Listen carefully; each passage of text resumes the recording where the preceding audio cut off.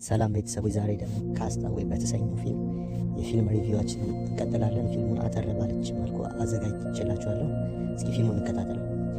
ካስታዌይ እንደ አውሮፓውያን አቆጣጠር 2000 ዓመተ ምህረት የወጣ ፊልም ነው። ተማሪዎች በብዛት የሚወዱት ፊልም ነው። የፊልሙ መጀመሪያ የጊዜ ተቆጣጣሪ ህይወት። የፊልሙ ጅምር በፌድ ኤክስ ኩባንያ ውስጥ በጣም ታላቅ የጊዜ ቁጥጥር ባለሙያ የሆነው ቻክ ኖላንድ ወይም ዋና ካራክተሩ ቶም ሃንክስ ላይ ይጀምራል። ቻክ ሰዓት የሚያስተካክል ሰው ነው። በስራ ላይ ትክክል ተግባር እንዲኖር ያግዛል። በግል ህይወቱ ደግሞ በእርግጥ የሚወዳትና ለሚያገባት ባለቤቷ ኬሊ ትባላለች። ህይወቱ ተስፋማ ነው። የሚፈልገውም ቀጣይ ደረጃ ነው፣ ቤተሰብ መጀመር። ነገር ግን አንድ ዕለት ህይወቱ ትውልድ አንድ ግንዛቤ ተለዋዋጭ ነገር እንዲደርስ ተዘጋጅቷል።